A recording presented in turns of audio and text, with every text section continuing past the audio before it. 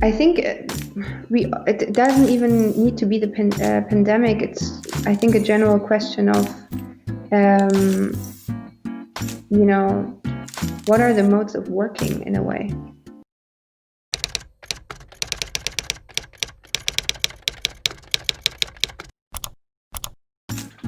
Hi there, everybody. This is Mario. Welcome to another episode of Design Interviews and Questions, where we interview designers and design experts from all around the world.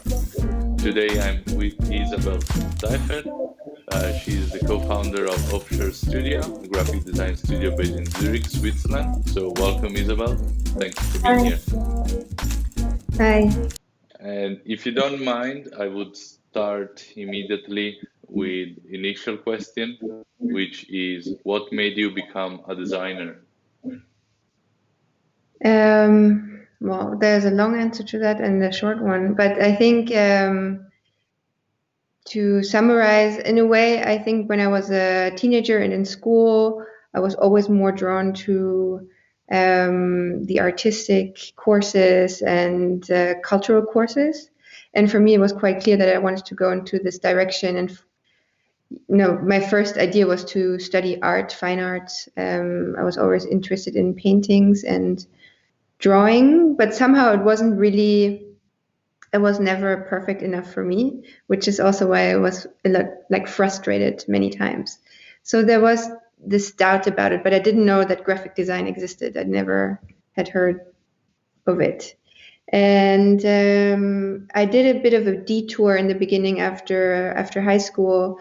I studied two other things because my parents didn't really want me to study arts or cultural studies. So I started with something like fashion management or fashion technology, which are more like management based and engineer based, which was really which made my stepdad really happy. And for me, it was somehow there was this overlap that I thought there could be something more creative in it. But I quickly kind of realized during those studies that I was basically always trying to learn Photoshop or do other things. And through a car share to Berlin from southern Germany, I met a friend of mine, who's a friend of mine now, who was studying graphic design in Stuttgart. And we talked all the 6 hours or whatever it took to Berlin about it. And a few weeks later, I didn't take my exam in my actual studies, but I like prepared the entrance portfolio for the design school, which I got into. And after that, it was pretty clear that that was a very good decision for me. Yeah. So. And what is design for you?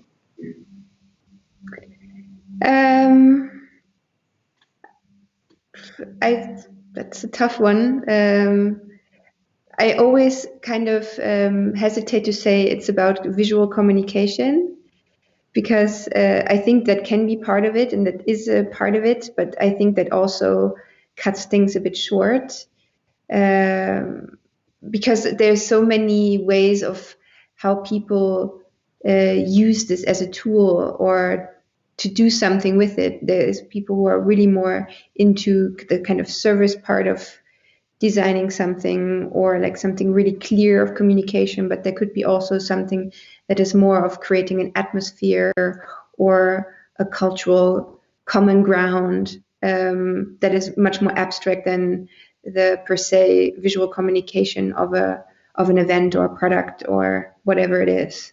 So I think it can be quite broad, but I think in comparison to, for instance, art, fine art, it has much more of a kind of parameters, and maybe there is always a starting point of a kind of a particular question or issue or problem that you start with. Then, for instance, a completely open space that you often have in art. And your studio, Offshore, with Christoph, the other co-founder, you always, starting from the name of the studio, you have a specific idea in your mind of how you want to address your design, also with, for example, with Migrant Journal. And what do you think like you create? Like scratching like the surface of what we usually see, like with a poster, with a book cover or whatever. So what do you try to create as a designers? So I mean, Christoph and I, we met. Maybe I need to kind of go back to it, how we met and how the studio started, to kind of explain a bit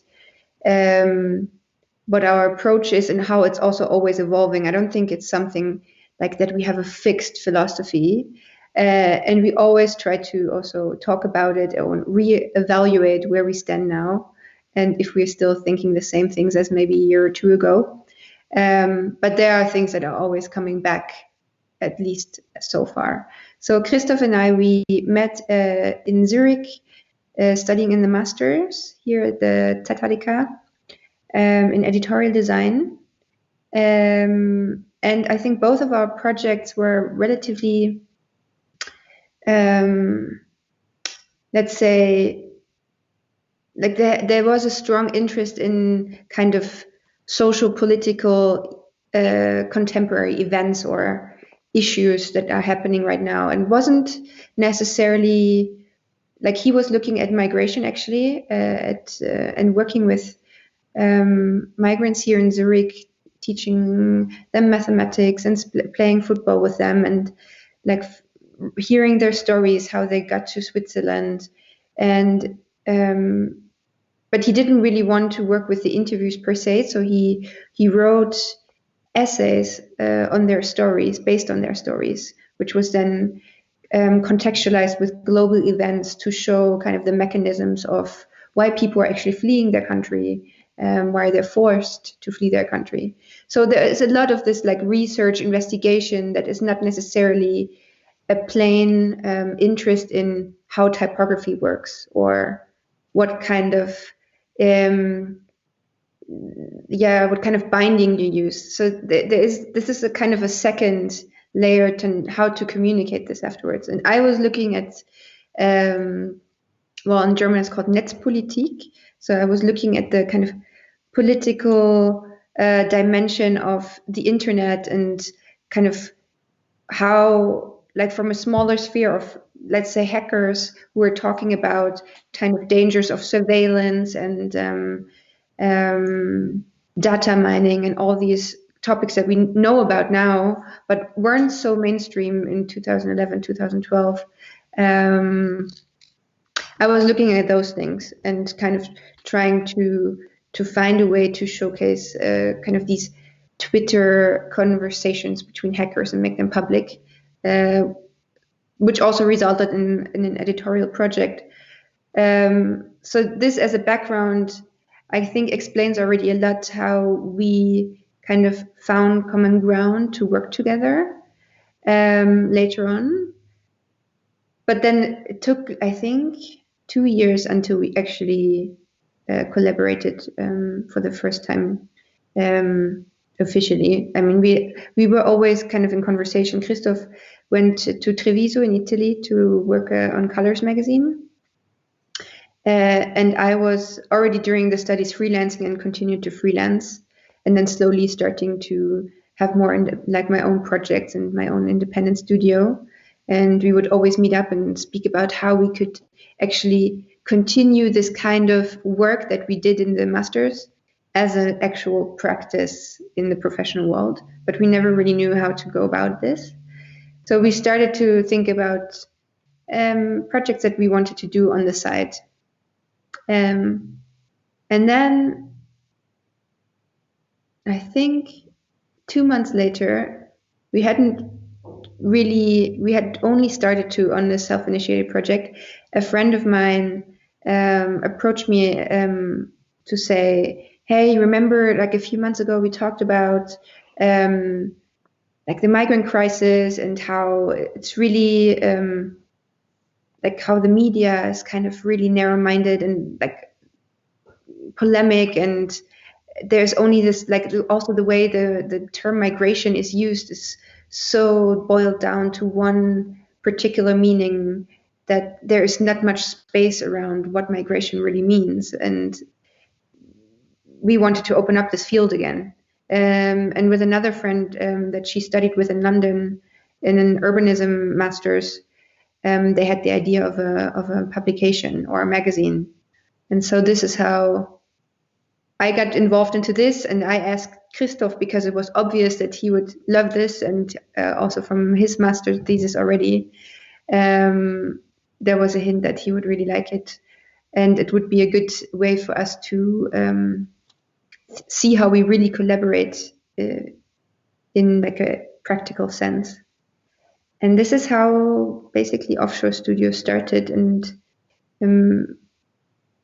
I think we keep having this discussion again and again, how to kind of make this part of our practice. Now Migrant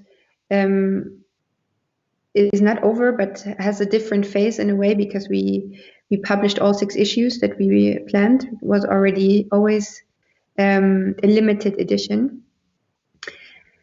But also have like more of a commission-based practice on the side, and I think other things apply to these things.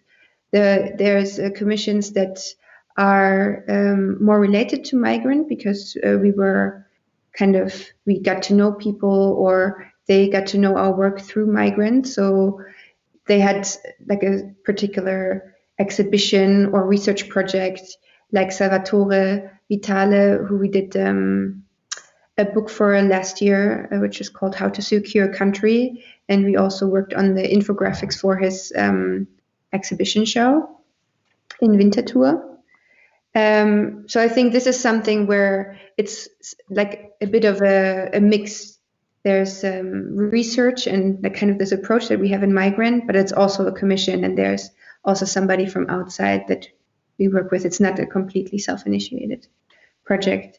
But then there's also obviously commissions that are more, quicker, where there's an exhibition or some kind of event where we do a poster for, and obviously the research is much more formal often than something multi-layered as in a publication like Migrant. But yeah, maybe I kind of overdid it with this answer. No, it's fine. And regarding the process when you approach a new project, of course with Christoph, is there a specific part of the process that you are interested into, or is all process?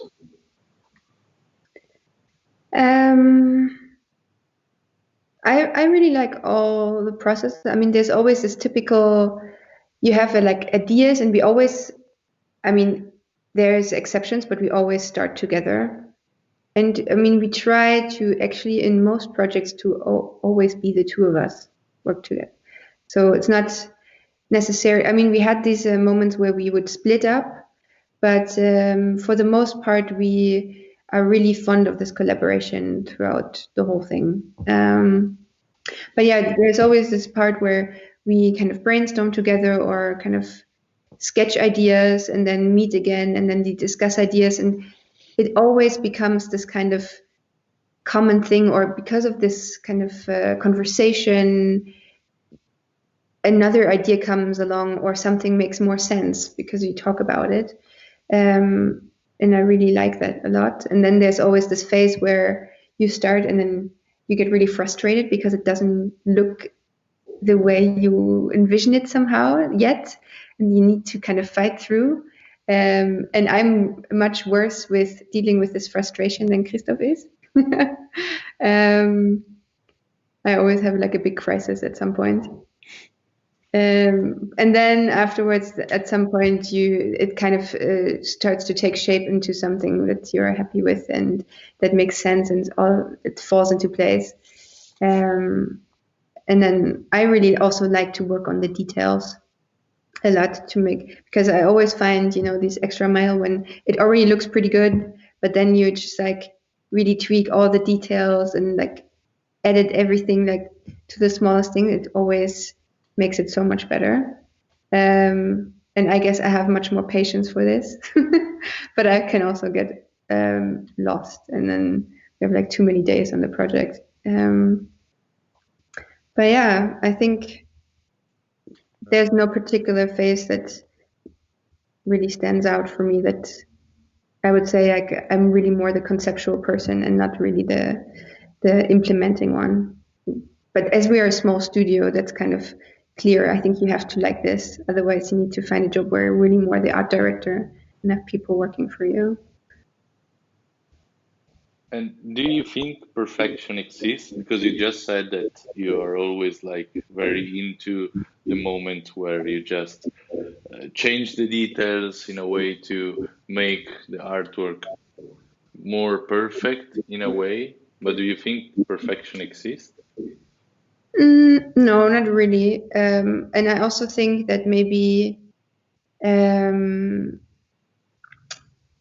mean, we always have a bit this clash. I think that Christoph, he's from Austria and I'm from Germany, and both our kind of first studies were in those countries, and then we did our master in Switzerland, which obviously influenced our kind of way of working in graphic design a lot. But I think there's also still, this kind of symbiosis of both those worlds, and there is a different approach in craftsmanship and how things are done in different schools in different countries.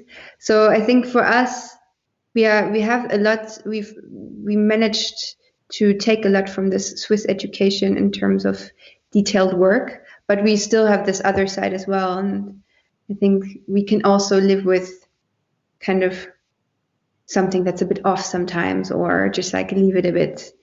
But it is always a discussion. Where's that point for us? Yeah.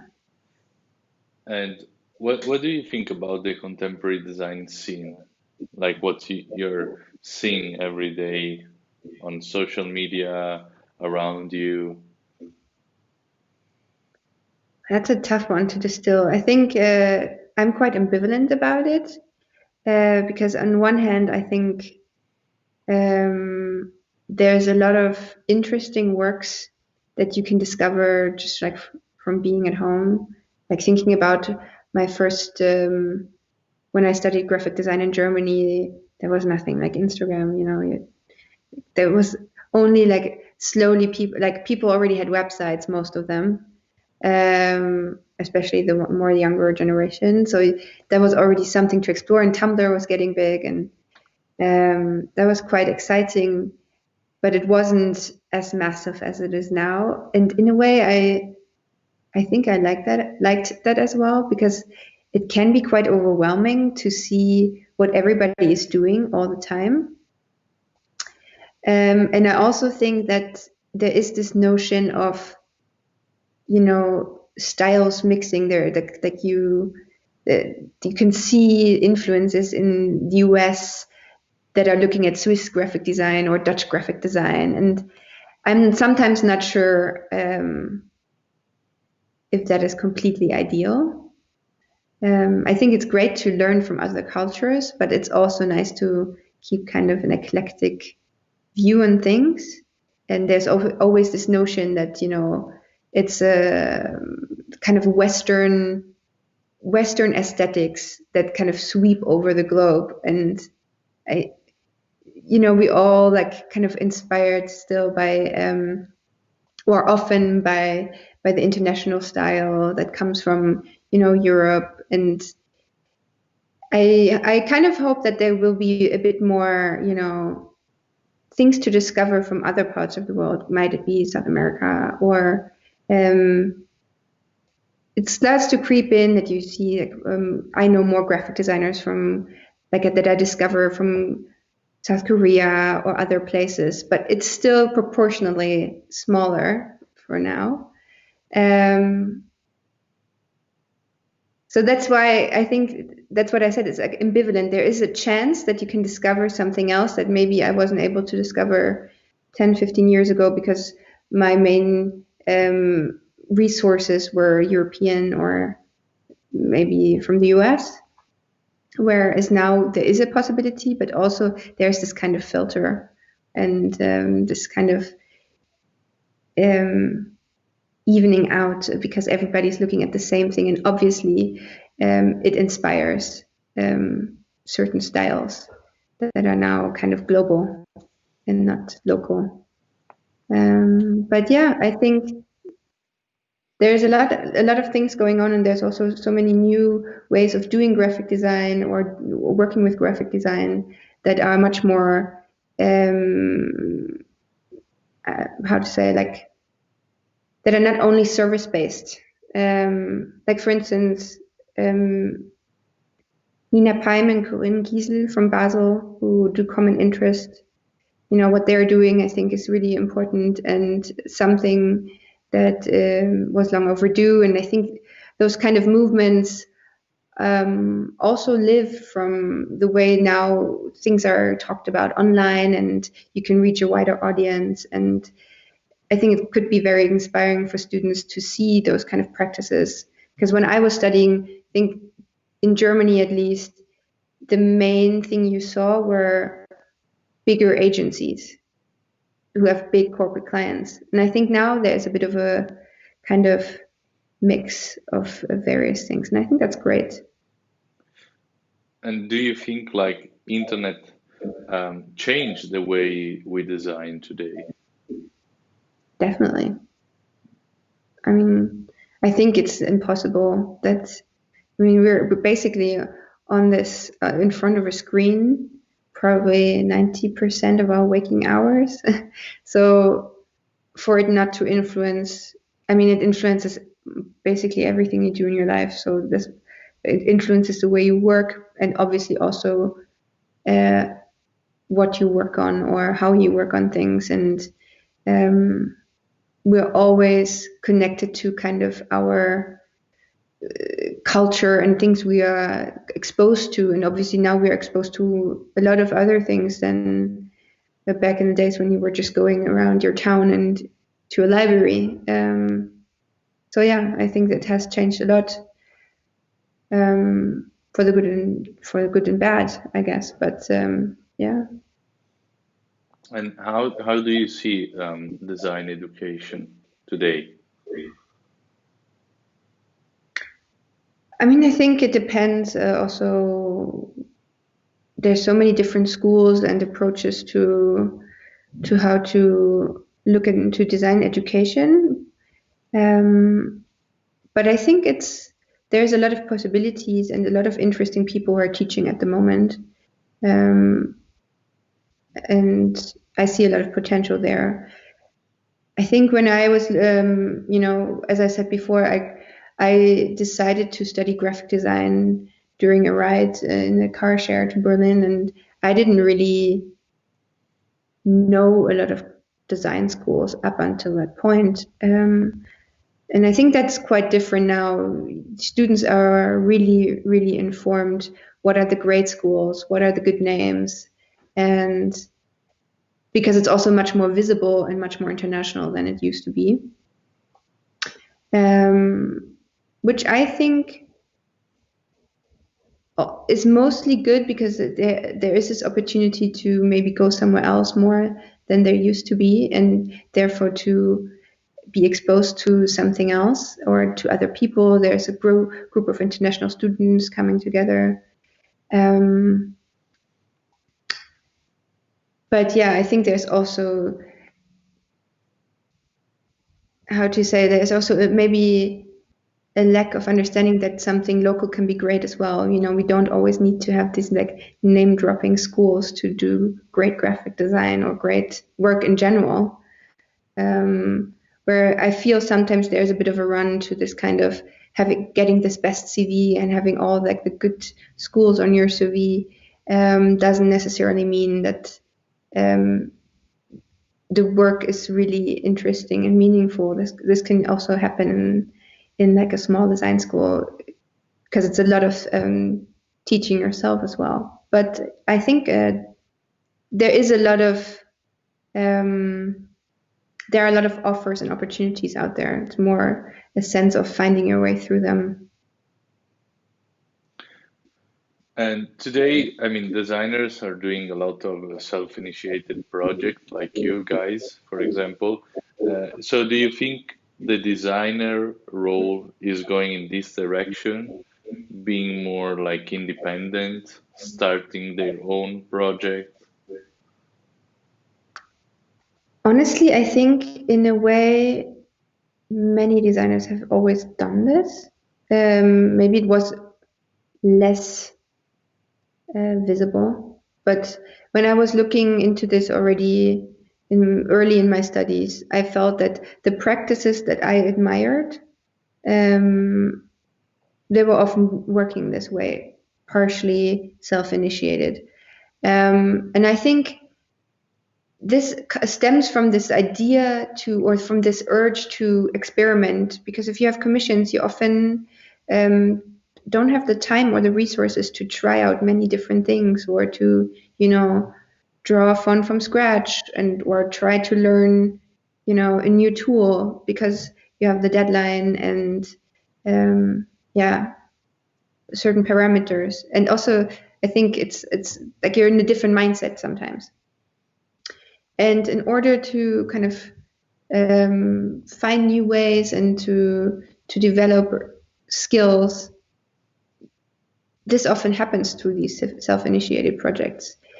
And at the same time, I think especially when you're starting out as a student or after you study, I found it really like a good way to communicate what I stand for, because obviously you're not getting the commissions most of the time right away that really kind of where you're really able to show where you want to go. You take on whatever you can get to make money, but then your portfolio might build in a certain way that is not necessarily something where you want to go. So let's say you're really interested in editorial design, but most of the commissioned work you get are more identities, logos, and all these things. So nobody will know you as an editorial designer. So often through these kind of self-initiated projects, you can communicate more what you stand for. And I think that's another reason why a lot of people are making use of that.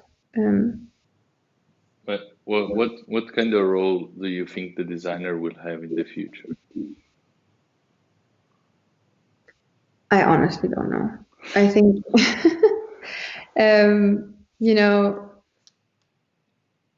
there were different times when I thought, or when this whole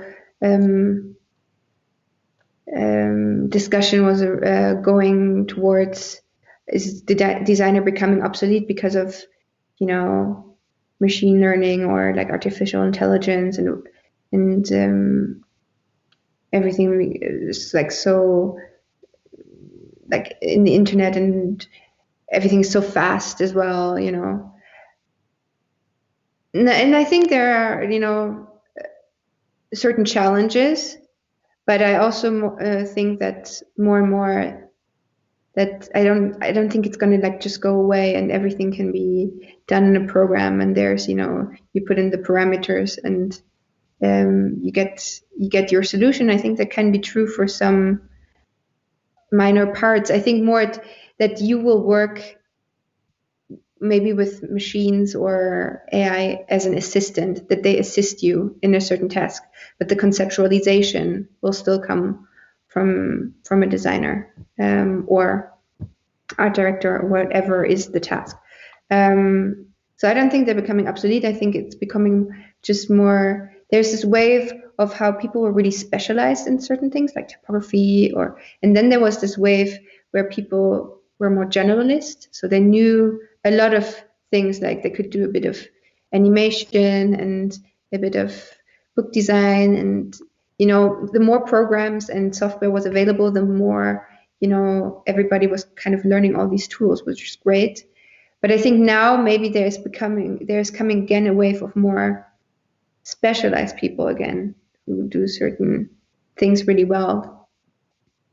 And I think that's great. I think we're actually entering a time again where craftsmanship is really appreciated. I think, after the whole hype and this kind of euphoric way of like working with the internet, or what the internet was giving us, or all the possibilities, and kind of always when there's something new, there's kind of this euphoric sense of it will change everything and everything else that was before it will be obsolete. I think there's always this kind of time when things are rebalancing, and through the way the world is kind of stuck in all these changes now and all these challenges. I think especially now we're all at home, and from being very able to work globally and travel all the time, we're all now in our countries and look at more local produce again and trying to find something around the corner. Maybe craftsmanship and smaller local businesses are actually more appreciated, and I think that will also affect design. And a couple of months ago, or maybe even more, we could never expect a situation like this virus.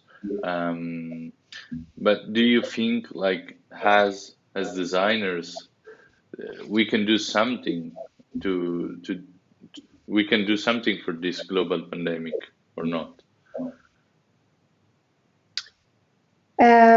I think it doesn't even need to be the pandemic. It's, I think, a general question of, what are the modes of working in a way?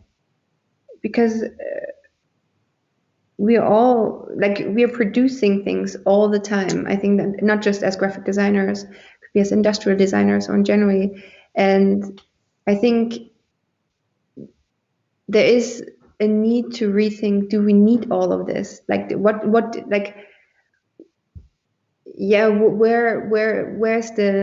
Where's something that is really adding, and where's something where it's just producing, in a way, to say it bluntly, waste, or and we are also guilty of that often. I mean, I think everybody is, but I think right now there's just this moment of rethinking, what are values and where are the values shifting towards. And this could be looking into more, let's say something really practical. Is there a more established way of producing sustainably, for instance, in bookmaking, by choosing the kind of production methods, where your resources are coming from, where the paper is coming from.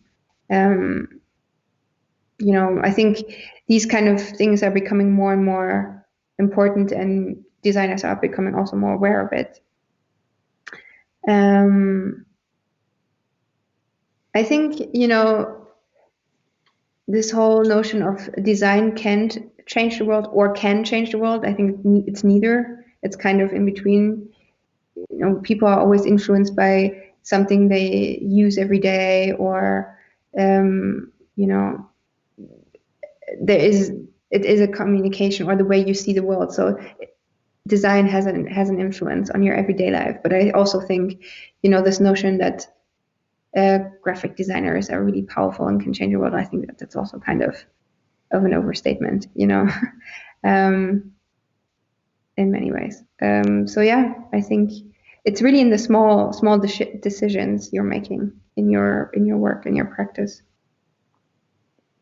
Well, thank you very much, Isabel. Thanks for your time. Thank you for this establishing this nice format.